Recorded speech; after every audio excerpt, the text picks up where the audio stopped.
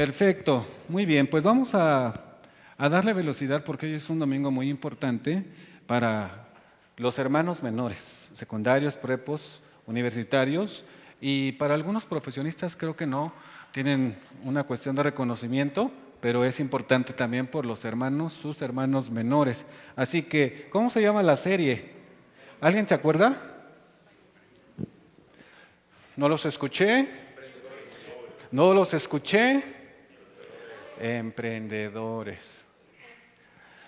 Papás, ¿escucharon cuál es la temática? No, escucharon los papás. Emprendedores. A ver, voy a hacer de cuenta que apenas empezamos.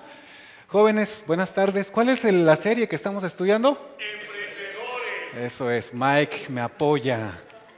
Muy bien, y el tema de hoy es caminando con los pies secos, caminando con los pies secos. Sé que tú eres un lector de la Biblia, la has leído varias veces, entonces es conocido para ti el pasaje que se encuentra en el libro de Josué, en el capítulo 3, y son 17 versículos que incluye este capítulo. ¿Qué les parece si hacemos algo diferente? El micrófono va a ir pasando a partir de Mariam, con nuestra hermana Cindy y así. Y todos, hasta donde alcance, vamos a leer un versículo. ¿Sale? ¿Les parece? Empezamos entonces con el versículo número 1. Josué se levantó de mañana, y él y todos los hijos de Israel partieron de Sittim, y vinieron hasta el Jordán, y reposaron allí antes de pasarlo. Y después de 3 días los oficiales recorrieron el campamento. Y mandaron al pueblo diciendo: Cuando veáis el arca del pacto de Jehová vuestro Dios y los levitas sacerdotes que la llevan, vosotros saldréis de vuestro lugar y marcharéis en pos de ella. A fin de que sepáis el camino por donde habéis de ir, por cuanto vosotros no habéis pasado antes de ahora por este camino, pero entre vosotros y ella haya distancia como de 2000 codos, no os acercaréis a ella. Y Josué dijo al pueblo: Santificaos, porque Jehová hará mañana maravillas entre vosotros. Y habló Josué a los sacerdotes diciendo: Tomad el arca del pacto y pasad delante del pueblo. Y ellos tomaron el arca del pacto y fueron delante del pueblo. 7. Entonces Jehová dijo a Josué: Desde este día comenzaré a engrandecerte delante de los ojos de todo Israel, para que entiendan que como estuve con Moisés, así estaré contigo. Tú pues mandarás a los sacerdotes que llevan el arca del pacto diciendo: Cuando hayáis entrado hasta el borde del agua del Jordán, pararéis en el Jordán. Y Josué dijo a los hijos de Israel: Acercaos y escuchad las palabras de Jehová vuestro Dios. Y añadió Josué: En esto conoceréis que el Dios viviente está en medio de vosotros, y que Él echará de delante de vosotros al cananeo, al eteo, al ebeo, al fereceo, al gergeseo, el amorreo y el jebuseo. He aquí el arca del pacto del Señor de toda la tierra pasará delante de vosotros en medio del Jordán. Tomad pues ahora 12 hombres de las tribus de Israel, uno cada tribu. Y cuando las plantas de los pies de los sacerdotes que llevan el arca de Jehová, Señor de toda la tierra, se asienten en las aguas del Jordán, las aguas del Jordán se dividirán, porque las aguas que vienen de arriba se detendrán en un montón. Y aconteció cuando partió el pueblo de sus tiendas para pasar el Jordán, con los sacerdotes delante del pueblo, llevando el arca del pacto. Cuando los que llevaban el arca entraron en el Jordán, y los pies de los sacerdotes que llevaban el arca fueron mojados a la orilla del agua, porque el Jordán suele desbordarse por todas sus orillas todo el tiempo de la siega, las aguas que venían de arriba se detuvieron como en un montón bien lejos de la ciudad de Adám, que está al lado de Zeratán. Y las que descendían al mar del Arabá, al mar salado, se acabaron y fueron divididas, y el pueblo pasó en dirección de Jericó. Mas los sacerdotes que llevaban el arca del pacto de Jehová estuvieron en seco, firmes en medio del Jordán, hasta que todo el pueblo hubo acabado de pasar el Jordán, y todo Israel pasó en seco. Perfecto, ¿dónde se quedó? Muy bien, ahí va a continuar el micrófono avanzando y ahorita les voy a decir de qué manera. Muy bien, pues ese es un pasaje conocido. Si pudiéramos resumir, ¿qué eventos ocurrieron aquí? ¿Qué eventos? Adelante, más fuerte, Víctor Venancio. Muy bien, pasaron el Jordán. ¿Qué otro evento hubo? Dios está...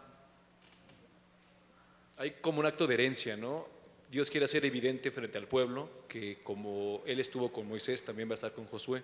Quiere dar como una prueba, me imagino. Perfecto. ¿Qué más? ¿Hay otro evento? El arca, ¿no? Y hay que cruzar el arca. El arca. Y finalmente, el tema se llama Caminando con los pies secos. Muy bien, vamos a la primera enseñanza. Ahí en su material dice, emprender es avanzar al paso de Dios. Vamos a darle lectura muy rápido al texto, es muy cortito. Así que, ¿dónde se quedó?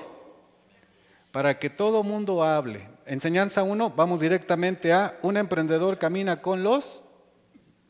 ¿Ya lo vieron? Adelante. De corrido. Un emprendedor camina con los pies secos. Las prisas no son algo que caracteriza a un emprendedor. No estoy diciendo que quedamos estáticos. El pueblo de Israel estuvo acampando por 3 días antes de continuar su marcha. Josué se levantó de mañana y él a todos los hijos de Israel partieron de Sittim y vinieron hasta el Jordán y pasaron ahí antes de pasarlo. Y después de 3 días los oficiales recorrieron el campamento.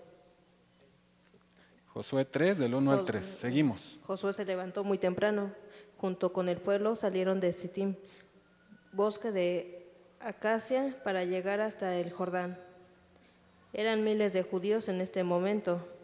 Josué se detuvo para saber la voluntad de Dios. Hacer las cosas con prisas a la carrera no da buenos resultados. Es actuar de manera irresponsable. El Cipión avanza a ciegas y sufre las consecuencias. Hasta ahí. El simplón avanza a ciegas y sufre las consecuencias. Proverbios 22, 3. Emprender es avanzar al paso de Dios. Mire, vamos a hacer un resumen muy rápido. Josué se levanta muy temprano y se detienen antes de cruzar el río. Ellos venían de Sittim. Sittim quiere decir bosque de acacia. Se detienen ahí, acampan 3 días. Sin embargo, Josué se queda esperando. Hay una pregunta para ustedes para comenzar este debate. ¿Por qué algunas personas no dedican tiempo para buscar la voluntad de Dios antes de tomar una decisión, sino todo lo contrario, se aceleran? ¿Por qué? Porque aquí está otra vez Víctor Venancio, quiere 10 puntos más. El micro, acá con Víctor Venancio. Cuéntanos, ¿por qué se acelera la gente tomando decisiones apresuradamente? Creo que no ven la bendición de Dios, ven algo cercano y puede que sea algo bueno, pero podría ser momentáneo en vez de esperar y confiar verdaderamente en Dios. Perfecto, esa definición me gusta porque es como de ir al diccionario bíblico y sacarla, y es lo que deberíamos de hacer. Pero la neta, así en el mundo real, cotidiano, ¿por qué se acelera la gente? Así nada más, decide y vamos a lo que va. Josh, 10 puntos. Yo pienso que porque no piensan en el futuro, piensan en el momento, ¿no? O sea, una vez escuché un pastor que decía que el hombre prudente siempre está pensando en el futuro. Esto me va a llevar a qué, ¿no? Esta relación me va a llevar a dónde, este negocio, hacia qué, este trabajo, hacia qué. Pero quien no piensa en el futuro toma esas decisiones aceleradas. Muy bien, entonces un emprendedor, un discípulo del Señor, camina al paso que el Señor marca. Para Josué era bien fácil tomar la decisión eran casi 2 millones de judíos los que le acompañaban. Podían cruzar el río. ¿Por qué esperaron? ¿Para qué esperar? Sin embargo, Josué, como líder militar, decide esperar. No se acelera. Pero miren, hay otra pregunta. Lee la pregunta, Josh, la segunda.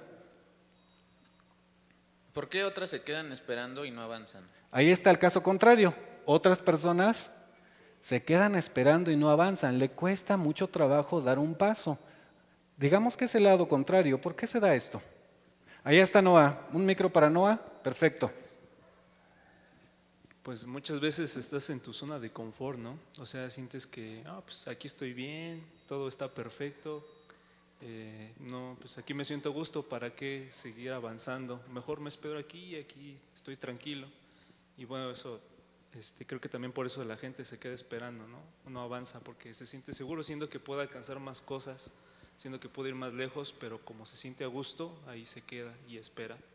El conformismo se queda a gusto y espera. ¿Alguna otra opinión? Enrique, 2 puntos más. Yo digo que por desidia o miedo. Desidia o miedo. El miedo también te puede paralizar y a lo mejor no te hace como que avanzar, ¿no? Te gusta la chica, es cristiana, tú también, y no le dices, ¿quieres ser mi novia? ¿Y por qué lo voltean a ver luego aquí qué? El miedo paraliza muchas veces. ¿Por qué las personas no toman decisiones? Es pasajero, les da un área de confort y les da miedo. ¿Alguna otra? El otro extremo. Si no, la tercera pregunta dice, ¿hay un punto intermedio? ¿hay un punto intermedio entonces? ¿Debes acelerarte, correr demasiado rápido o ir demasiado lento, casi midiendo todo para tomar una decisión como un emprendedor? ¿Hay un punto intermedio? ¿O quién sabe? ¿Habrá un punto intermedio? ¿Debes ir muy rápido? ¿Debes ir muy lento? Víctor Venancio quiere 10 puntos más. Pásenle un micrófono. No estoy seguro si es un punto intermedio, pero creo que es la paciencia y la sabiduría la que se debe adquirir en el momento de tomar decisiones. Muy bien. ¿Cuánto tiempo? Mike. 5 puntos para Mike. Yo siento que no es un punto intermedio, sino lo mejor de ambas partes. Un profe me decía, vámonos despacio que llevo prisa. A mí se me hacía muy ilógico, pero ahora lo veo como algo muy lógico, ¿no? Me ha pasado que a veces tengo prisa y voy tirando las cosas que tengo que guardar y cosas así. En cambio me calmo, voy haciéndolo pasito a pasito y termino más rápido que si me hubiera ido a las prisas, como ahorita que se me estaba cayendo el celular. Exactamente.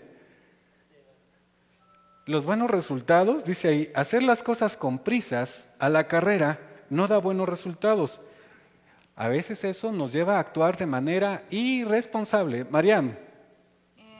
Es que creo que más que ser como acelerado o ser muy lento, pienso que simplemente hay que hacer las cosas en el tiempo en el que Dios te dice. Y hay veces que Dios te dice actúa ya, y hay veces que Dios te dice pues espera y tienes que trabajar todo un largo tiempo.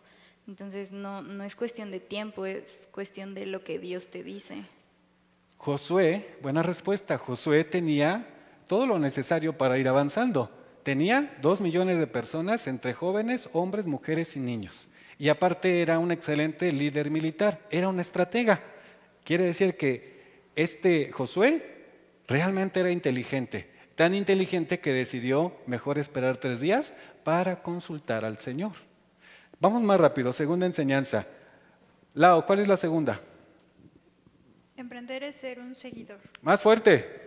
Emprender es ser un seguidor. Muy bien, ¿dónde se quedó el micrófono para que sigan leyendo? Todos vamos a leer hoy, a participar, acá atrás. Todos vamos a leer, todos van a escucharse en internet. Adelante. El Señor hizo saber sus instrucciones a Josué para cruzar el río Jordán, y mandaron al pueblo diciendo: cuando veáis el arca del pacto de Jehová vuestro Dios y los levitas, sacerdotes que la llevan, vosotros saldréis de vuestro lugar y marcharéis en pos de ella, a fin de que sepáis el camino por donde habéis de ir, por cuanto vosotros no habéis pasado antes de ahora por este camino. Pero entre vosotros y ella haya distancia como de 2000 codos, no os acerquéis a ella. Josué 3, del 3 al 4. Hasta ahí, el que sigue. Hermanos adultos, hermanos papás, si quieren participar dando alguna opinión, pueden hacerlo. Seguimos. Todo discípulo es un seguidor de Cristo. A ver, repite eso para que lo escuchemos bien. Todo discípulo es un seguidor de Cristo. Adelante. Emprender es un proceso que inicia siguiendo las instrucciones de Dios. El arca del pacto simboliza la presencia de Dios y guía para cruzar el río Jordán. Hasta ahí. ¿Alguien puede decirnos qué representaba el arca del pacto? ¿Alguien se acuerda? ¿Qué representaba el arca del pacto? Más fuerte. Dios con ellos, la presencia de Dios. ¿Quién había dicho que se hiciera? ¿Cómo se tenía que hacer? ¿Quién había dictaminado que el primer mueble que se hizo para el tabernáculo tenía que ser el arca? ¿Quién la ordenó hacer? Dios la ordenó hacer. Y aparte de eso, tenía un objetivo bien preciso el arca del Señor. ¿Cuál era? La tapa, ¿cómo se llamaba? propiciatorio. Y según la escritura dice que había 2 ángeles, 2 querubines que la adornaban. No lo sabemos cómo estaba, pero Dios había dicho, le llamaremos propiciatorio a la tapa del arca para que yo me revele ante el pueblo allí. Significaba entonces la presencia del Señor. Ese dato es muy importante. Seguimos. Dios había mandado a construir el arca para ponerla en el tabernáculo, y pondrás el propiciatorio encima del arca, y en el arca pondrás el testimonio que yo daré, y de allí me declararé a ti y hablaré contigo. Sobre el propiciatorio, de entre los 2 querubines que están sobre el arca del testimonio, todo lo que yo te mandaré para los hijos de Israel. Éxodo 25, del 21 al 23. Siguiente. No sería más la columna de fuego en el desierto que los guiaría, sino el arca. Un emperador sigue a Jesús, un emprendedor, también un emperador, pero aquí dice un emprendedor sigue a Jesús y no corre riesgos innecesarios, tiene la mira puesta en el Señor. La distancia que aproximadamente debería existir entre el arca y el pueblo era aproximadamente de 1.6 kilómetros, la necesaria para que el pueblo pudiera verla y no perderse al seguirla. Hasta ahí. Vamos a explicar esto para entender el concepto. Dios había ya determinado lo que tenían que hacer. Tenían que elegir a 12 ¿qué? 12 varones de cada una de las tribus. Ellos cargarían el arca y el arca iría adelante del pueblo, más o menos a 1,5 kilómetros de distancia. ¿Por qué era esto? Porque el pueblo necesitaba ver el arca y el arca tendría que ir adelante, no podía ir atrás, no podía ir entre ellos, tenía que ir adelante para que el pueblo pudiera seguirlo. Un emprendedor es un seguidor. Alguien que desea emprender algo, si no piensa en seguir a Cristo y convertirse en un seguidor, difícilmente puede alcanzar buenos resultados. Seguimos. Un emprendedor nunca se pierde, porque su visión es seguir a Jesús. Durante varios años ministrando a los jóvenes, uno de los privilegios que me alientan es cuando un joven pone su visión en Dios, enfoca sus instrumentos para no dejarse cautivar y se desvíe del objetivo de Dios que Dios le dio, comprometiéndose a ser un seguidor. Algunos de ellos Dios los lleva a trabajar al extranjero, otros forman matrimonios sólidos, algunos son llamados al ministerio, y todo es porque eligieron tomar el rol de seguidor de Cristo. Pero también existen los jóvenes que se perdieron en el mundo. Dios establece los sueños perfectos para cada joven, nada se compara con la bendición de alcanzarlos.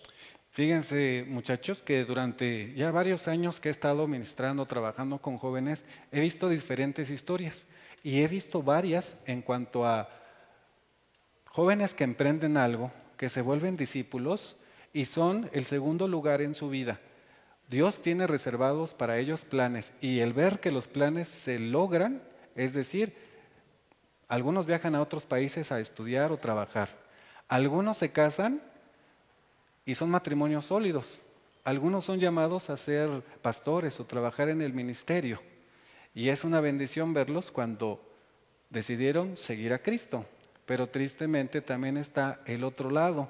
Hay jóvenes que tuvieron el deseo de seguir y de alcanzar los sueños que Dios tenía para ellos, pero en el camino, ¿qué creen que pasó?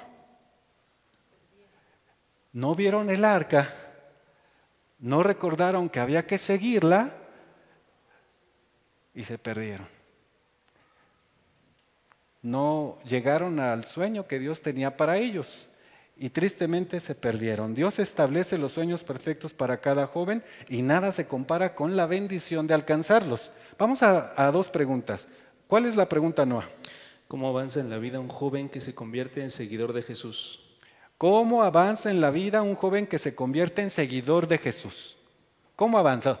A nivel de profesionistas de este grupo, ¿cómo desde su punto de vista y bajo su experiencia, que ya pueden decir que son ya varios años, cómo avanza en la vida un joven que se convierte en seguidor de Jesús? Varios años lo digo porque ya superan los 20, no que estén viejitos. En tu experiencia, ¿cómo avanza en la vida un joven que se convierte en seguidor de Jesús? ¿Cómo debe avanzar?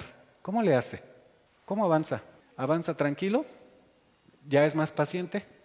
Debe ser más maduro en las decisiones, más prudente. ¿Qué más? Maduro, prudente. ¿Cómo avanza un joven profesionista? A paso firme, confiando en Dios. Dios es confiable, prudente, a buen paso, confiable. ¿Qué más? Seguro. Esa es buena, ¿no? Avanza más seguro, porque tiene una guía, un piso. Filtra entonces las cosas que tiene enfrente, ¿no? ¿Qué más? Ante una oferta de trabajo, ante un reto, se pregunta, ay, voy a ganar muchísimo más, el sueldo está increíble, las prestaciones son mejores y aparte es en un edificio de 3 pisos en la playa, con vista al mar. ¿Qué hace un joven profesionista ante eso? Esa es buena. Se pone a orar. ¡Oh! Eso debería hacer. Está bueno eso, pero la segunda pregunta está mejor. No, ¿a cuál es?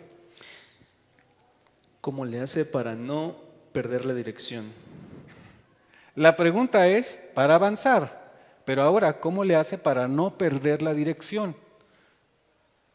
Tristemente, y estoy contento porque en este año el grupo de profesionistas ha ido avanzando muy bien, pero saben que hay un fenómeno que ocurre en el que cuando los chavos son secundarios, pelean, le gritan en el buen sentido a sus papás por una oportunidad, tiempo para ir a la magna. ¿Cierto o no, papás que están allá atrás?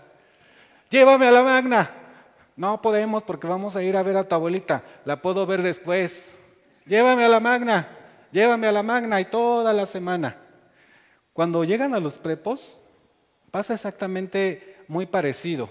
Ya se mueven un poco más solos, pero bien. Cuando llegan a la universidad, ¿qué creen?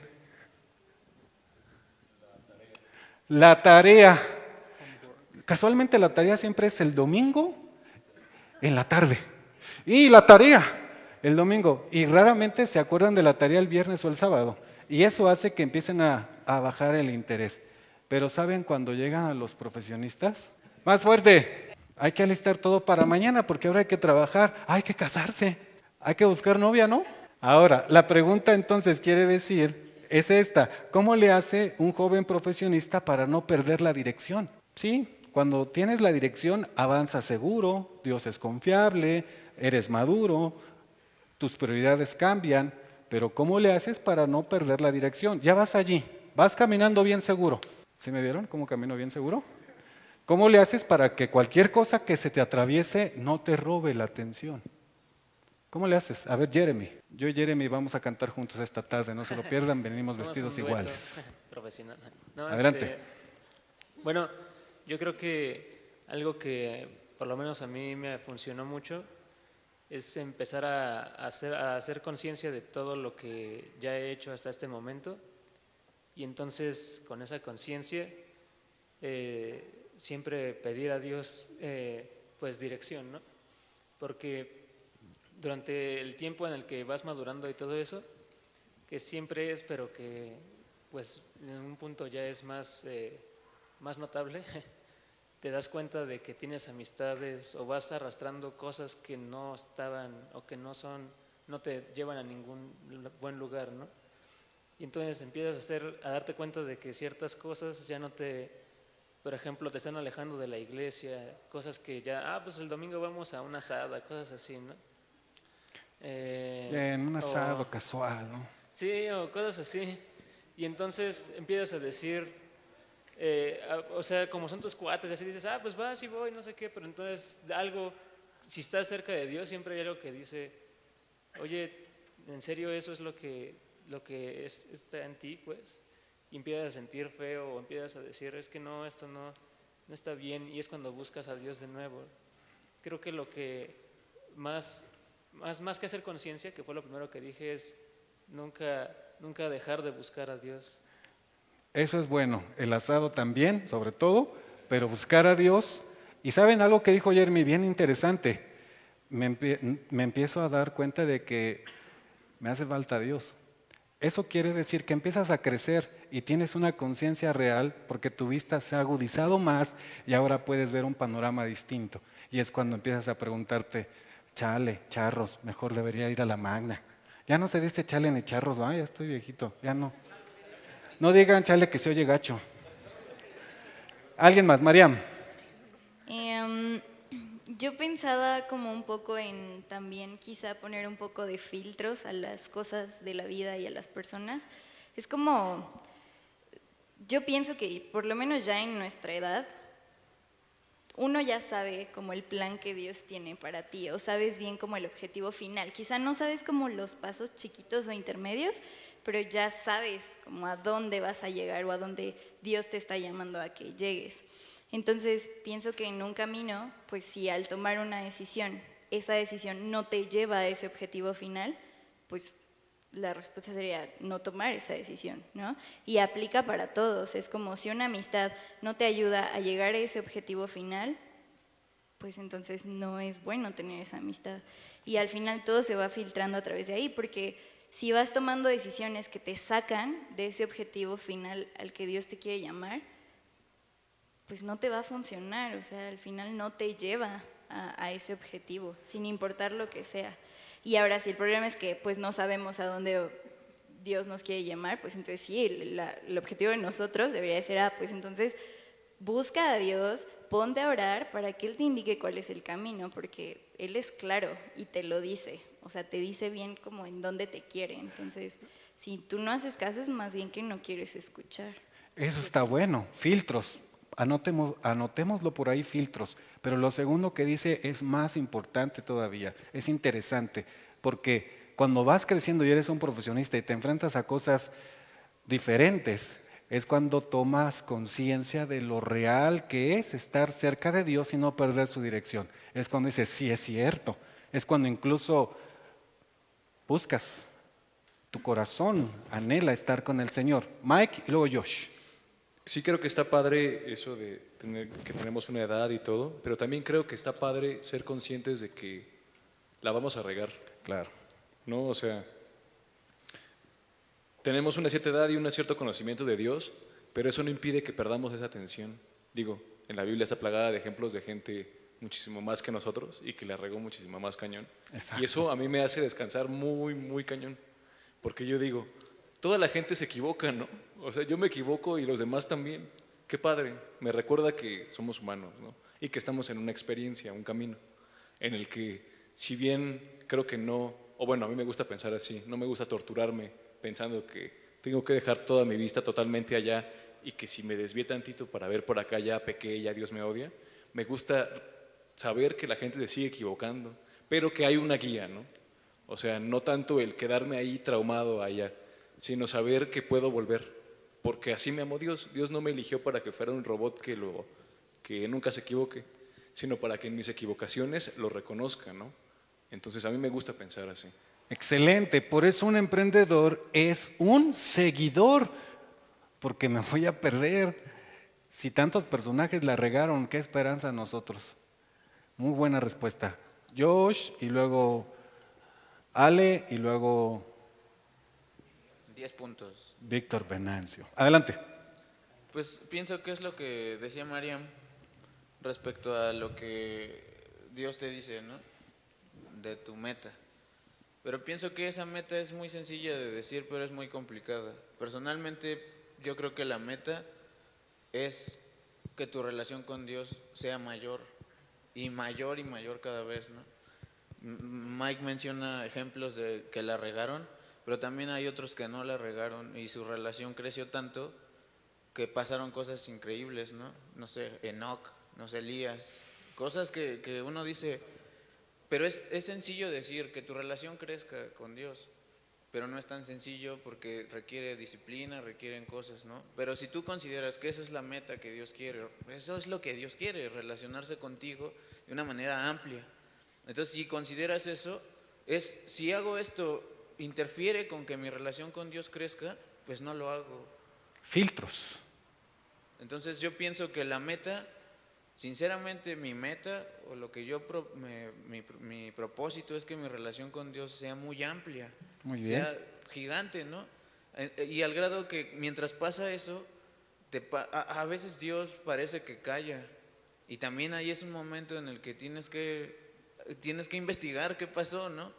No es que calle, no se puede hacer una prueba, lo que sea, pero si tu meta es crecer con la relación con Dios, nada de lo que hagas puede detener eso, si esa es la meta.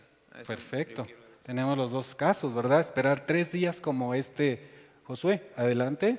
Yo creo que tengamos la edad que tengamos, es muy prudente y sabio tener a quien rendir cuentas y a quien pedir un consejo que sea alguien de autoridad para nosotros, porque así como mencionan que es muy fácil regarla, porque somos humanos y nos emociona tomar una nueva decisión respecto a algo que no estamos viendo claro, esta persona es capaz de hacernos ver que no vamos hacia el punto final. Como dice Mariam, creo que es muy sabio tener un filtro de alguien que te aconseje y alguien a quien rendirle cuentas, que tú respetes para que a la hora que escuches su consejo realmente sea de bendición para tu vida y no tu mejor amigo que sabes que te va a decir Lo que quieres vayas. escuchar. Ajá, a menos que sea un mejor amigo que sea conforme a la voluntad de Dios, que sí te diga lo que tiene que decirte.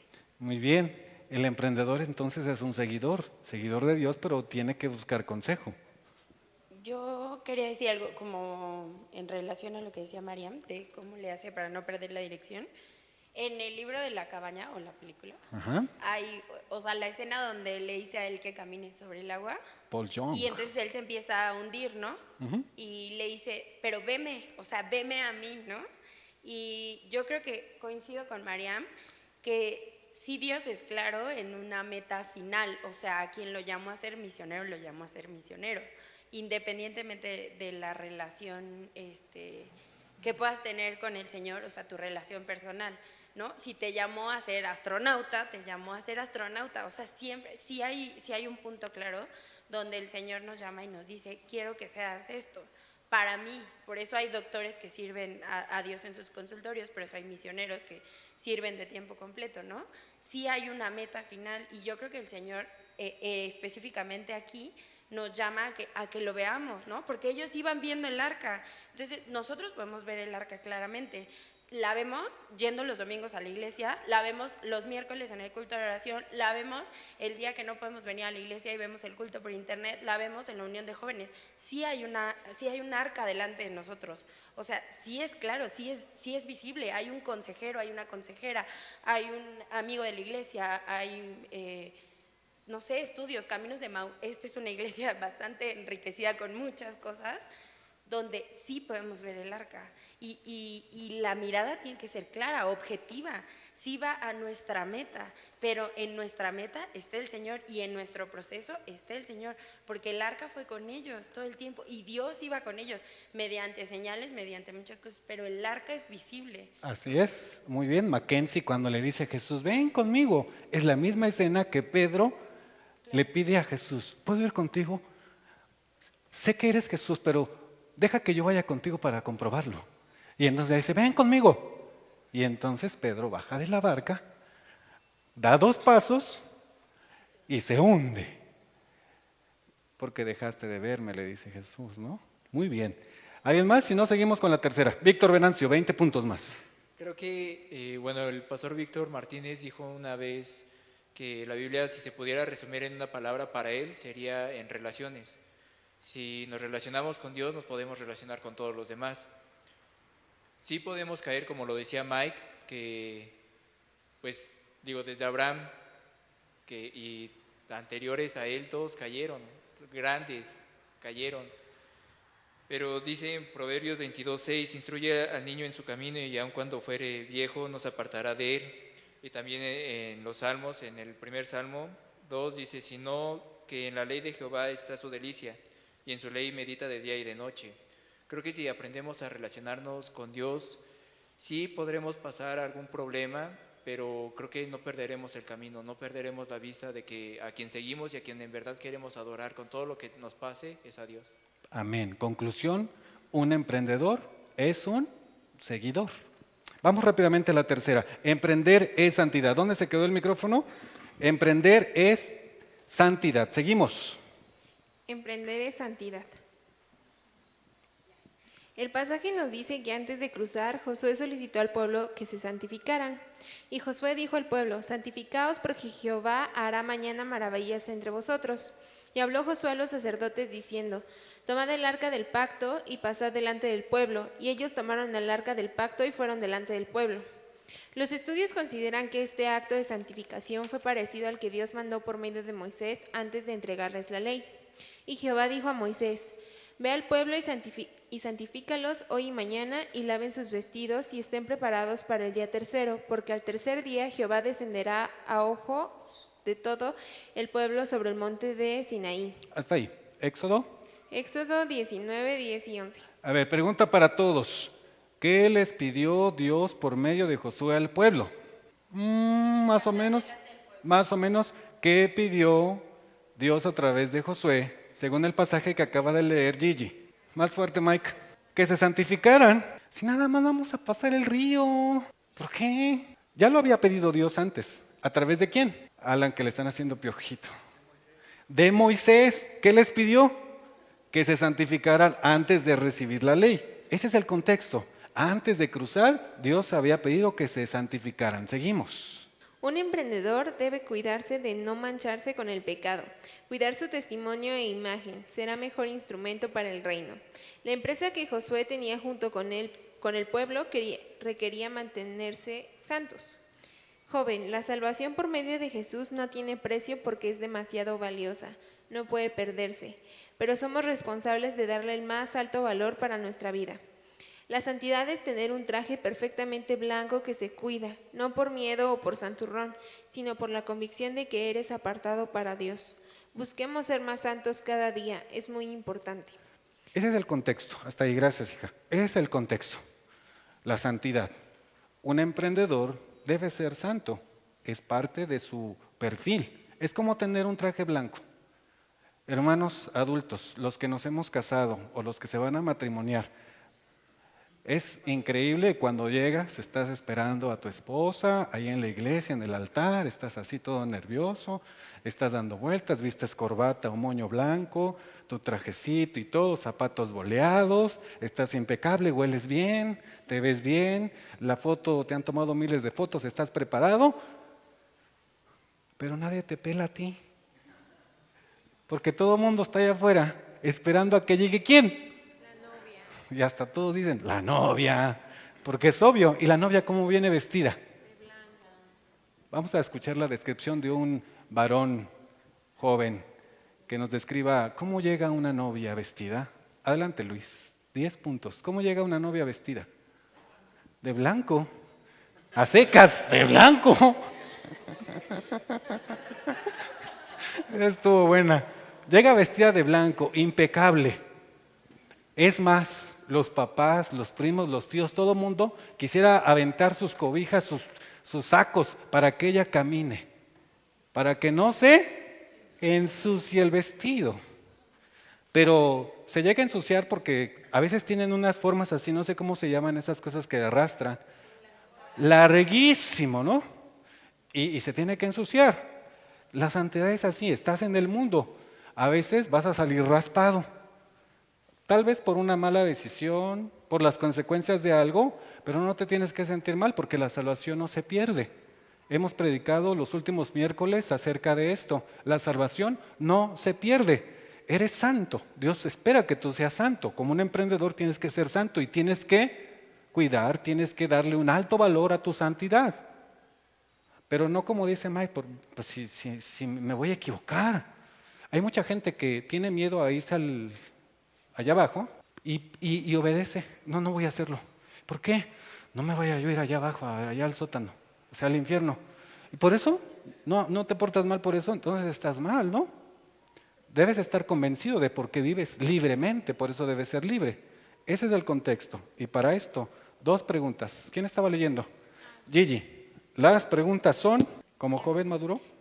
Como joven maduro en la fe, comparte brevemente. Antes. Levante la mano aquel que no se considere un joven maduro en la fe.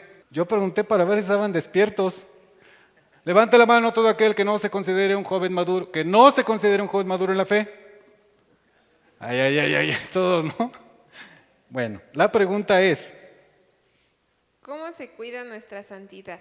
Da ejemplos cotidianos. Repite la última parte, hija. ¿Da ejemplos cotidianos?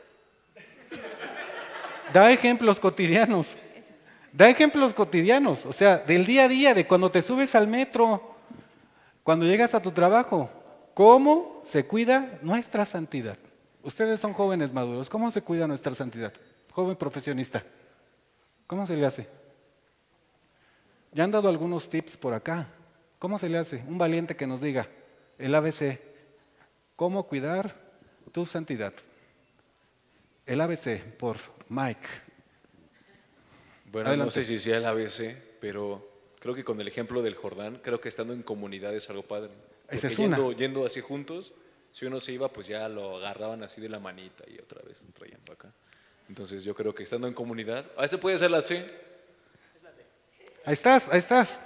Entonces creo que estando en comunidad es una forma parte. Así es, vida eclesiástica, vida en comunidad, en iglesia. Sé una oveja. ¿Qué otra?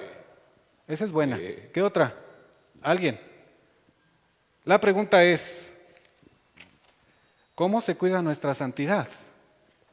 Hermana, por favor, pásenle un micrófono. En lo que llega, Josh, adelante. Relacionándote con Dios día a día, antes de salir de nuestro hogar o de nuestra habitación y emprender nuestras actividades, encomendar a Dios nuestra vida, nuestros planes, proyectos, todo, y el Señor hará. Dice la palabra del Señor, encomienda a Jehová tu camino y Él hará. Un máster, un aplauso para la hermana que lo hizo muy bien, amén. Vida en comunidad y una comunión con el Señor. Llevamos dos. Josh. En ejemplo así como muy práctico. No se rían. En mi casa tuvimos que eliminar los videojuegos y la televisión porque pasábamos mucho tiempo en eso. Y ya no hay tele y hay una maquinita que ahorita hay que ver si la eliminamos o qué onda, porque sí jugamos mucho y eso es ocioso y etcétera, ¿no? Eso está bueno. Aplicó un filtro que se llama vicio. No, no es cierto, un antevicio. Quitó el vicio de su casa, las maquinitas y todo. Perfecto, muy bien. Llevamos 3. ¿Cuál fue la de Mike? ¿Cuál fue la de Mike? Vida en comunidad o vida en iglesia. ¿Cuál fue la de la hermana? Comunión con Dios. ¿Cuál fue la de Josh? Elimina el vicio. No. Restringe lo que haces, que no te quite el tiempo. ¿Quién más tiene el micro? Ahí, Noah, una cuarta. Pues tener tus bases bien firmes, ¿no? Porque luego a mí me ha pasado que, o sea, la mayoría de las personas que no son cristianas, que es un montón, o sea, tienen ideas contrarias a la Biblia, y a veces estás platicando con una persona que no es cristiana y platicas con otra y platicas con otra, y llega un punto que te resulta tan normal escuchar la misma plática que es un antivalor que los cristianos no manejan, no sé, el aborto, el homosexualismo, el ateísmo. Entonces, si uno como cristiano no tiene sus bases bien firmes, no solamente se te va a hacer normal, sino te meten una idea y ya inconscientemente tú ya estás opinando igual que ellos. Entonces creo que antes de eso tú debes de tener tus bases bien firmes de lo que crees y poder defenderlo. Bases para poder defenderlo, muy bien. Esa sería la cuarta. La primera de Mike, vida en comunidad. Allá, elimina los vicios, tiene unas bases firmes. Y una última para pasar al siguiente punto. Allá, nombre por favor.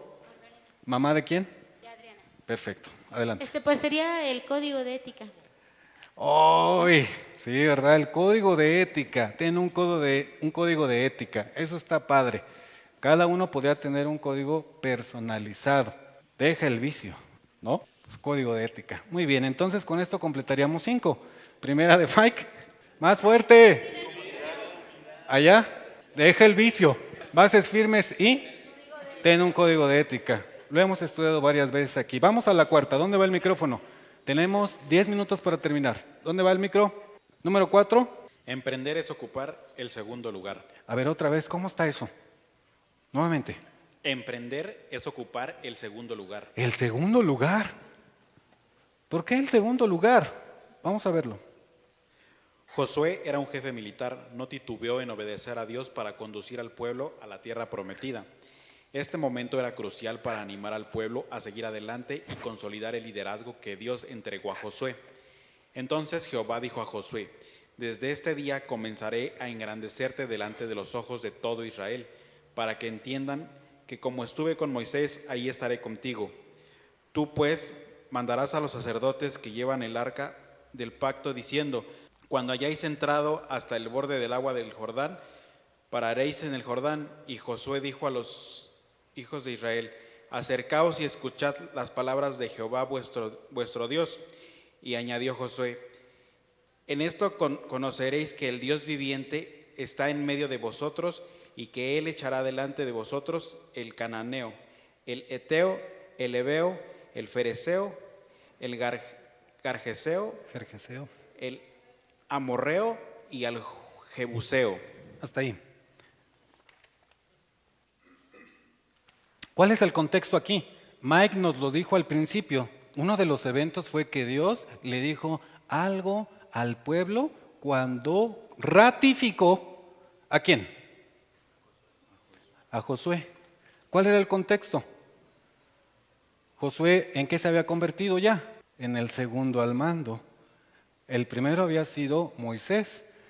Y ahora el pueblo necesitaba saber que Dios había nombrado como emprendedor para esta tarea a Josué. Y ratifica. ¿Qué es ratificar, hermano Arnoldo? Le pregunté porque el hermano es abogado. Entonces, es confirmar. No cabe duda. Ratificar es, no hay duda, eres. Lo estamos ratificando. Y el mismo Señor, ¿cuál es su nombre, hijo? Eduardo. Eduardo nos leyó lo que el Señor dijo acerca de Josué. Ahora sí, seguimos. Podemos aprender de Josué que no se aprovechó para exaltar su propia persona. A ver, repite eso nuevamente. Podemos aprender de Josué que no se aprovechó para exaltar su propia persona. Dios engrandecería ante todos y lo respaldaría, al igual que con Moisés. Josué no buscó en ningún momento apropiarse de la gloria de Dios. No se aprovechó para salir en la foto frente al pueblo. Actuó siendo un líder étnico. A ver, otra vez esa parte. ¿Actuó siendo un qué? Un líder ético. Ético. ¿Seguimos? El reto de llevar al pueblo se le había dicho a través de Moisés. Y llamó Moisés a Josué y le dijo en presencia de todo Israel: esfuérzate y anímate, porque tú entrarás con este pueblo a la tierra que juró Jehová a sus padres que les daría, y tú se las harás heredar. Deuteronomio 31:7. Hasta ahí. Miren, esto es increíble. Josué ya había recibido de Moisés. Para este entonces Moisés ya había muerto. Pero antes, en Deuteronomio, la Biblia dice que el mismo Moisés le había dicho a Josué lo que tenía que hacer. Y después, cuando estaban ahí esperando en el río Jordán antes de cruzarlo, Dios le ratifica lo que ya sabía Josué. ¿No creen ustedes que Josué tenía todos los elementos para poder decir: voy a cruzar yo con todo este pueblo, y tomarse la foto y él salir como el estelar de la película? Tenía todo. Sin embargo, vamos a aprender lo que dice. Siguiente, Tamara. Debemos reconocer que el poder no está en nosotros, está en Dios, quien ocupa el primer lugar.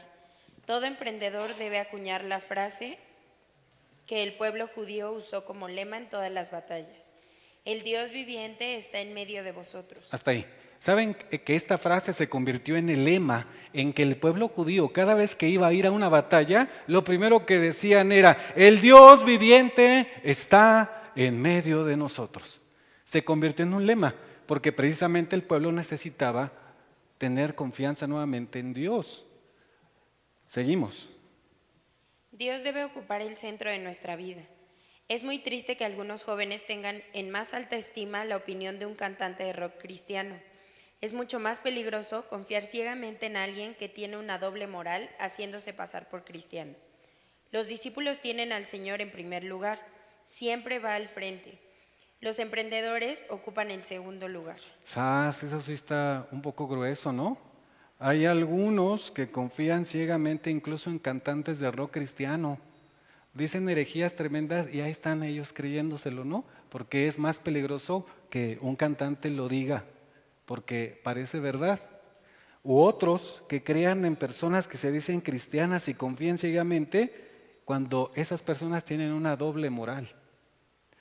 Hay dos preguntas para reflexionar. Una pregunta. La pregunta es: ¿por qué las personas pierden el piso por el dinero, los estudios, la zona donde viven, la belleza, su posición, etcétera, si se dicen cristianos? Jeremy, 30 puntos. Pues con base en lo que acabamos de leer, yo digo que precisamente porque ya no están en segundo lugar, se pusieron ahora en primer lugar ellos mismos, ¿no? Ahora yo importo y yo me valoro más que a Dios. Sí, ¿no? Bien. Se parecen a las selfies. ¿Alguien más? La pregunta es, Tamara.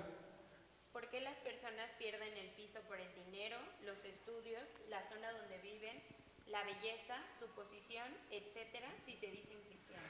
Fíjense bien, la pregunta está diseñada para los profesionistas. Describe el perfil, no de que se crean mucho, pero describe el perfil de un profesionista. Dinero, estudios, zona donde viven, la belleza y su posición. ¿Quién más quiere responder? ¿Alguien? Tiene que ver con los parámetros del mundo, ¿no? Porque el mundo, o sea, digamos, te puede encasillar en algún tipo de clase social o de grupo, dependiendo justo qué estudiaste, cuánto dinero tiene tu familia, en dónde vives, si eres bonita o si eres fea, o sea, tienen que ver con los parámetros del mundo, o sea, dejamos de ver los parámetros de Dios y nos enfocamos en los parámetros del mundo, y entonces ahí cuando pierdes el piso, ¿no? Lo que decía Noah, nuestras convicciones dejan de ser firmes. Perfecto. Vamos a ir rápido. Alan. Bueno, rápido, la Biblia dice, más buscad primeramente el reino de Dios y su justicia. Y creo que tiene que ver con lo que decía Mariam, de la meta final, ¿no? Dios nos dice que busquemos primeramente eso, o sea, que eso sea nuestra guía, que eso sea nuestro actuar, y Él nos va a añadir todo lo que haga falta, o sea, el trabajo, la comida, el bienestar de la familia, eso hay que dejárselo a Dios, ¿no? Y necesitamos fe para eso y enfocarnos en el reino de Dios. Perfecto, gracias. Vamos a ir avanzando muy rápido porque ya llegaron los secundarios, ellos van un paso adelante porque corren más rápido. Y vamos con el punto 5 muy rápido, emprender es vivir una nueva vida. ¿Qué había del otro lado del río Jordán? No sé, pero me dio risa. La tierra prometida, pero ¿qué era necesario hacer? Conquistarla, ¿no? Está fácil eso. Dios estaba cumpliendo su promesa cada vez que el pueblo daba un paso. El río Jordán es el más largo de Palestina, más o menos de ancho, mide como 60, los estudios dicen que medía como 50 o 60 metros de ancho. No podías tú hacerte el valiente con tus salvavidas y tus chanclas y tu traje de baño y decir, está fácil, lo voy a cruzar, porque la velocidad del río era de 8 kilómetros, más o menos. Era un caudal fuerte, entonces para cruzarlo tenías que pensarlo dos veces. El Jordán históricamente es muy importante. ¿Qué eventos ocurrieron en el río Jordán en general? El bautismo de Jesús. ¿Qué otro? ¿Dónde fue arrebatado Elías? En esta zona. ¿Qué más? ¿Dónde inició Juan el Bautista su ministerio? Allí mismo. ¿Dónde va el micrófono? Muy bien. Rápidamente la lectura hasta el final. Emprender es vivir una nueva vida. ¿Qué había del otro lado del río del Jordán? La tierra prometida. Era necesario conquistarla. Dios cumplía su promesa cada vez que el pueblo daba un paso. El río Jordán es el más largo de Palestina. Su anchura era de más de 60 metros. La corriente de sus aguas tenía una velocidad de 80 kilómetros por hora aproximadamente. Así que para cruzar con tus salvavidas y tus chanclas deberías pensarlo dos veces antes de hacerte el valiente para cruzarlo. El Jordán es históricamente muy importante. Lot escogió esa región para vivir. Elías fue arrebatado al cielo. Juan el Bautista ahí inició su ministerio y Jesús fue bautizado en el Jordán. Y aconteció cuando partió el pueblo de sus tiendas para pasar al Jordán con los sacerdotes delante del pueblo llevando el arca del pacto, cuando los 15 cuando los llevaban al arca entraron en el Jordán y los pies de los sacerdotes que llevaban el arca fueron mojados a la orilla del agua, porque el Jordán suele desbordarse por todas sus orillas todo el tiempo de las siegas. Las aguas que venían de arriba se detuvieron como un montón bien lejos de la ciudad de Adán, que está al lado de Zeratán, y las descendían del mar de Araba. El mar salado se se acabaron y fueron divididas y el pueblo pasó en dirección de Jericó. El relato nos dice que cuando los sacerdotes que llevaban el arca tocaron el agua, éstas se contuvieron para que el pueblo cruzara, se detuvo el cauce del río y todo quedó seco. Siempre habrá escépticos que le traten de buscar alguna explicación lógica a los milagros para desacreditar los relatos bíblicos, que si un temblor o el clima de la época del año. Dios quiere usar cualquier cosa para manifestar su poder. El río simboliza la muerte, vencerlo significa la victoria, no sobre un enemigo extremo, sino el mismo miedo del pueblo. El arca representaba a Jesús y cruzar el río representaba dejar una vida vieja y renacer a una nueva vida por medio de Jesucristo. Pablo llegó al Jordán de su vida e inspirado escribió: porque yo soy la ley, soy muerto para la ley, a fin de vivir para Dios. Con Cristo estoy juntamente crucificado, y ya no vivo yo, mas vive Cristo en mí. Y lo que ahora vivo en la carne, lo vivo en la fe del Hijo de Dios, el cual me amó y se entregó a sí mismo por mí. Gálatas 2, 19, 20. Perfecto, hasta ahí. El relato rápidamente que leímos: cruzan el río, el arca está en medio, el agua del río se detiene, queda totalmente seco, ellos caminan hasta cruzar los 2 millones de personas y cruzan del otro lado. Ese es el contexto. Este texto que Pablo escribió a los Gálatas nos dice que en la vida espiritual él se detuvo también en su propio río Jordán, dedicó su vida a Cristo y entonces siguió adelante. Continuamos con la lectura y terminamos, nos quedan 2 minutos. No se puede emprender nada, es más, no tenemos vida. Nadie puede cruzar su potencial solo aceptando al Señor y convirtiéndose en su discípulo. Para emprender hay que morir a una vieja naturaleza y renacer en Cristo para una vida eterna. Un emprendedor toma la elección de vivir con Cristo el resto de sus días. ¿Cómo dice esa última frase? ¿Cómo dice esa última frase? Un emprendedor toma la elección de vivir con Cristo el resto de sus días. Muy bien. Vamos a hacer un resumen hasta aquí de las enseñanzas de la última pregunta. Primera de Mike. La primera de Mike, ¿qué decía? Vida en comunidad. Allá atrás, comunión con Dios. Aquí con Josh, deja el vicio. Aquí con Noah, ¿cuál era? Bases sólidas. Y había una quinta. Código de ética, ahí atrás. Hay una pregunta entonces para terminar rápidamente esta parte. ¿Formarás parte de los jóvenes de esta generación que realmente son emprendedores? Y cada uno debe responder. Y hay un desafío. Joven, un emprendedor camina con los pies secos. Mas los sacerdotes que llevaban el arca del pacto de Jehová estuvieron en seco, firmes en medio del Jordán, hasta que todo el pueblo hubo acabado de pasar el Jordán y todo Israel pasó en seco. Eres el medio por el cual debe continuar el cristianismo verdadero. La siguiente generación debe aprender cómo ser un discípulo de Cristo. Y decimos todos juntos: conviértete en un verdadero emprendedor con los pies secos. Amén.